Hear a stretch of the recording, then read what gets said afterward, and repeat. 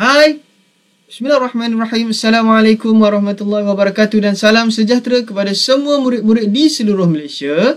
Terima kasih Cikgu Wei ucapkan kepada anda semua kerana sentiasa bersama dengan Cikgu Wei dalam perkongsian video Sains Sekolah Rendah. Dalam video kali ini, Cikgu Wei akan sediakan video yang terbaru kepada anda. Jadi, Cikgu Wei harap anda dapat tonton video Cikgu Wei sehingga habis ataupun sehingga tamat kerana Cikgu ada menyediakan kod untuk anda gunakan untuk menjawab soalan kuis Google Form yang Cikgu telah sediakan di ruang deskripsi di bawah. Jadi, tunggu apa lagi? Jom belajar bersama Cikgu Wei.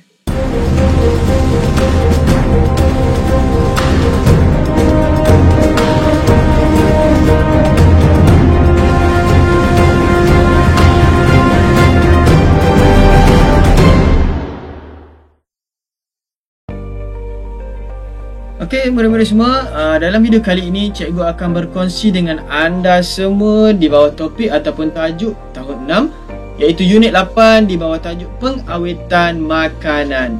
Jadi, sebelum kita memulakan perkongsian dalam video kali ini, sama-sama kita membaca doa sebelum belajar. Kepada semua murid-murid yang beragama Islam boleh ikut Cikgu, dan murid-murid yang tidak beragama Islam boleh membaca mengikut agama kepercayaan masing-masing. Bismillahirrahmanirrahim. Allahumma aftah alaina hikmataka wa ansyur alaina min khazaini rahmatika ya arhamar rahimin. Amin ya rabbal alamin. Baiklah murid-murid semua, apa yang anda perlu tahu dalam video kali ini, Cikgu harap anda semua dapat kuasai semua perkongsian yang Cikgu bagi dalam video kali ini, iaitu pertama, punca kerosakan makanan, dan yang kedua, ciri-ciri kerosakan makanan, dan yang ketiga, anda perlu tahu kaedah pengawetan makanan. Dalam video kali ini, Cikgu hanya kongsikan kepada anda 5 sahaja kaedah pengawetan makanan, dan video yang next video nanti Cikgu akan hasilkan 5 lagi kaedah pengawetan makanan. Jadi murid-murid semua boleh rujuk buku teks anda, boleh juga rujuk buku teks anda, muka surat 133 hingga 142. Baiklah, kita tengok yang pertama sekali, tujuan pengawetan makanan. Baiklah, Cikgu senaraikan 2 tujuan pengawetan makanan. Yang pertama adalah untuk menghalang atau melambatkan proses mikroorganisma. Yang kedua, untuk melambatkan makanan daripada rosak. Okey, kita tahu bahawa makanan rosak ini adalah disebabkan tumbuhnya mikroorganisma terhadap makanan tersebut. Jadi kita nak tengok apakah punca kerosakan makanan. Terdapat 2 punca kerosakan makanan. Yang pertama, disebabkan oleh tindakan mikroorganisma. Itu yang murid-murid perlu tahu. Dan yang kedua, bakteria dan fungi mudah tumbuh di atas makanan yang lembab dan terdedah kepada udara. Okey, itu adalah punca kerosakan makanan. Seterusnya kita lihat 5 ciri kerosakan makanan. Okey, tadi punca, ini adalah ciri-ciri bahawa kita kenal pasti makanan itu telah rosak. Kita boleh kenali dengan 5 ciri ini. Yang pertama, bau yang tidak menyenangkan. Apabila satu makanan itu berbau busuk ataupun tidak menyenangkan, maka makanan tersebut adalah makanan yang telah rosak. Yang kedua, makanan tersebut mempunyai rasa yang tidak sedap. Okey, yang ketiga, makanan yang rosak ini adalah makanan yang telah berubah warna. Okey, dan yang keempat, makanan tersebut telah berubah tekstur. Tekstur ini adalah bentuk. Okey, bentuk makanan tersebut telah berubah. Jadi kita boleh klasifikasikan sebagai makanan itu telah rosak. Dan yang terakhir, ciri kerosakan makanan adalah makanan itu telah berkulat. Jadi kita boleh kenal pasti makanan tersebut apabila kita melihat 5 ciri kerosakan makanan ini. Okey, seterusnya murid-murid. Okey, kita tengok bagaimanakah cara untuk kita mengelakkan makanan itu daripada rosak, iaitu menggunakan kaedah pengawetan makanan. Di sini Cikgu senaraikan ada 10 kaedah pengawetan makanan seperti dalam buku teks anda, buku teks sains tahun 6. Tetapi dalam video kali ini, Cikgu hanya akan kongsikan kepada anda 5 kaedah pengawetan makanan. Dan 5 lagi cikgu akan kongsikan dalam video yang cikgu akan hasilkan pada masa akan datang, InsyaAllah. Baik, sama-sama kita lihat apakah kaedah pengawitan makanan yang pertama, iaitu kaedah pengawitan pendidihan. Baik, pendidihan ni senang je, murid-murid perlu ingat bahawa ada 2. Yang ini murid-murid perlu tahu. Yang pertama, proses memanaskan makanan pada suhu yang tinggi. Sebagai contoh, kita panaskan makanan yang sudah dimasak pada waktu pagi, kita panaskan pada waktu petang ataupun pada waktu malam pada suhu yang tinggi. Itu adalah salah satu cara untuk mematikan mikroorganisma dalam makanan tersebut dan mengelakkan daripada rosak ataupun basi. Ini adalah kaedah pendidihan. Contoh makanan yang diawet dengan cara ini banyak.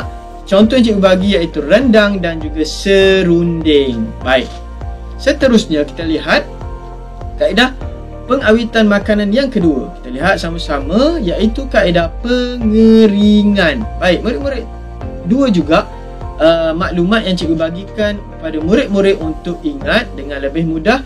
Yang pertama iaitu kaedah menyingkirkan air daripada makanan. Okey, kaedah pengawetan pengeringan ini adalah kaedah menyingkirkan air daripada makanan.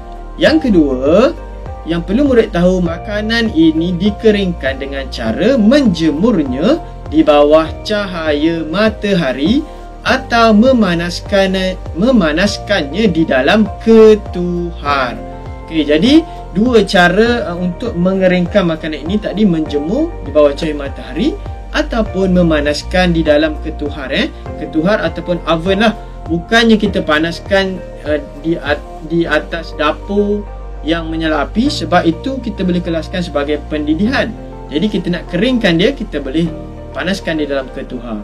Okey, 2 maklumat ini murid perlu ingat dan tahu. InsyaAllah anda akan faham tentang pengawetan pengeringan. Contohnya cikgu bagi di sini sotong kering, ikan kering, udang kering dan buah-buahan. Okey, seterusnya kita tengok kaedah pengawitan makanan yang ketiga, iaitu penjerukan. Cikgu pasti ramai murid yang pernah makan jeruk, buah-buahan. Okey, jadi ini adalah salah satu kaedah pengawitan makanan untuk makanan itu tahan lebih lama. Yang pertama, 2 juga maklumat yang cikgu beri untuk mudahkan untuk anda faham dan ingat tentang penjerukan, iaitu proses merendam makanan dalam larutan gula, cuka dan garam. Okey, kenapa kita rendamkan dalam larutan gula, cuka dan garam? Kerana yang kedua, keasidan dan kepekatan larutan gula yang tinggi dapat menghalang pertumbuhan mikroorganisma pada makanan. Jadi mikroorganisma tak boleh tumbuh, tak boleh hidup dalam kepekatan larutan gula yang tinggi.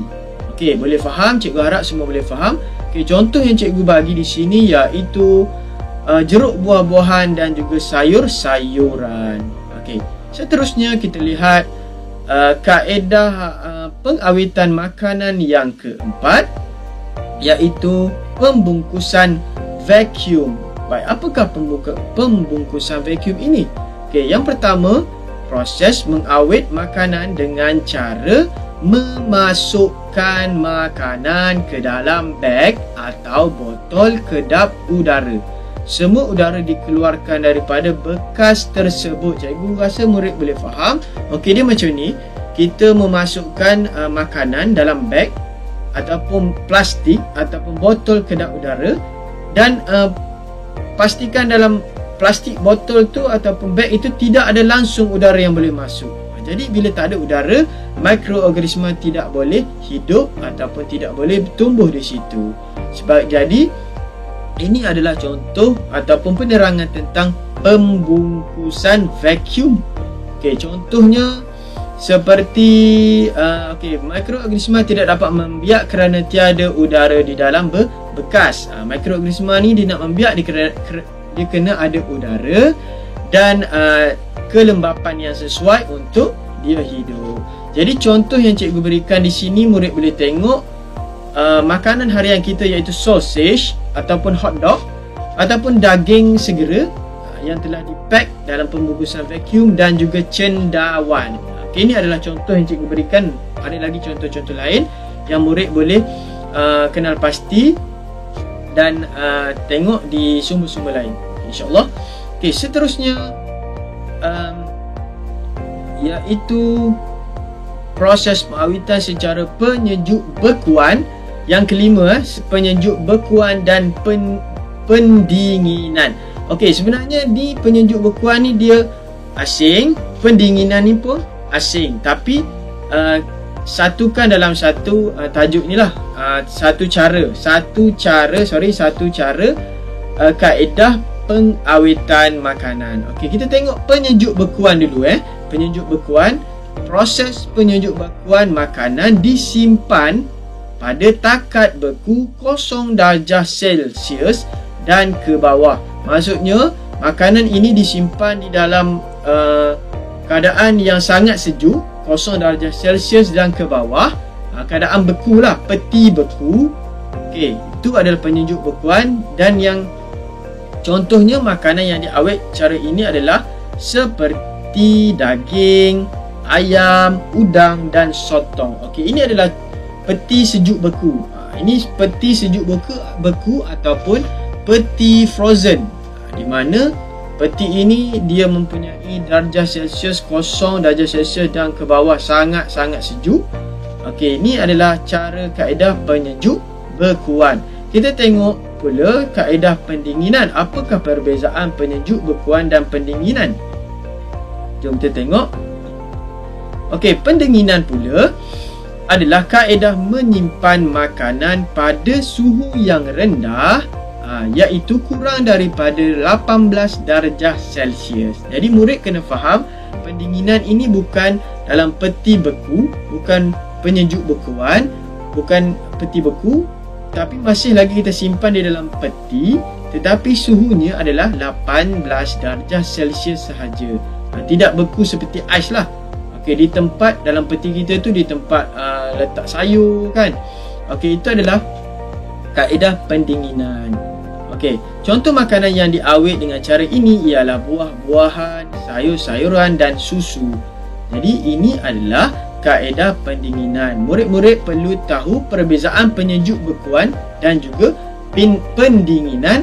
Okey, berdasarkan apa yang cikgu telah jelaskan. Okey, baiklah, murid-murid semua, cikgu rasa cikgu telah kongsikan kepada anda 5 kaedah pengawetan makanan daripada 10 kaedah. Nanti 5 lagi cikgu akan kongsikan dalam video yang akan datang. Baiklah murid-murid semua, kod untuk kuis pada kali ini iaitu 1331. Okay, jadi murid-murid boleh tengok, boleh jawab kuis nanti dan masukkan kod yang telah cikgu nyatakan dalam video kali ini. Anda masukkan 1331 untuk anda menjawab soalan kuis Google Form yang telah cikgu sediakan di ruang deskripsi. Jadi cikgu rasa murid-murid semua, setakat ini saja perkongsian daripada cikgu untuk video kali ini. Jangan lupa like, share dan juga jika anda rasa bermanfaat, anda boleh tekan butang subscribe dan yang paling penting adalah butang loceng, kerana setiap kali cikgu upload video yang baru untuk anda semua, anda telah dapat notification dan anda tahu, dan anda boleh menonton video cikgu secara terus. Okey, terima kasih daripada cikgu. Itu sahaja, kita akan jumpa di video yang akan datang. Assalamualaikum, bye bye.